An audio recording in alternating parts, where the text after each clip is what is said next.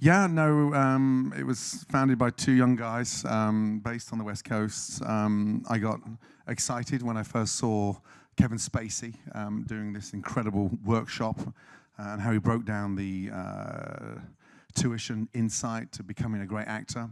So when they approached me saying, look, we'd like you to be the first ever chef globally to do such a thing, I said, you don't watch television?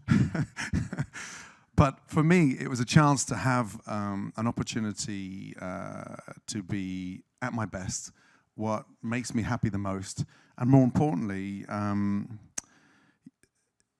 what made me the chef I am today.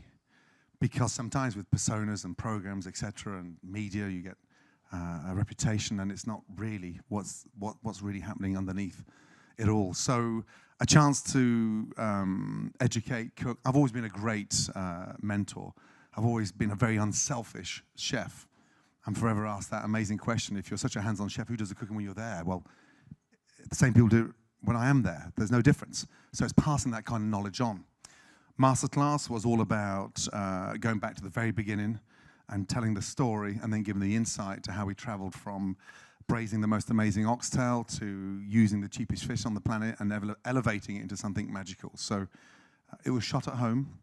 I designed the kitchen in a way. Home? You shot it in your home? Wow. Yeah, so I was very comfortable. But I think in many ways, it was in fact, the second time ever that I'd had tears in my eyes. An amazing director, Davis Guggenheim, the guy. Davis Guggenheim directed your MasterClass? Yeah, he was incredible. He got to me though. When I say got to me, he sort of opened me up and then sort of broke me down and then built me back up in the space of 3 days. Davis Guggenheim has been nominated for an Oscar. He directed An Inconvenient Truth, the original documentary with Al Gore. It's a pretty good director to have doing this. Yeah, I mean, it was just that moment when we're talking about the journey. He said, you've never been one for self-editing in a way that you've never gone into the wheelhouse and thought what you've done, what you've achieved, where you're going. I said, no, I can't stop because I'm on a mission, and perfection is something that is addictive. It's which keeps me on that track, that level of magic.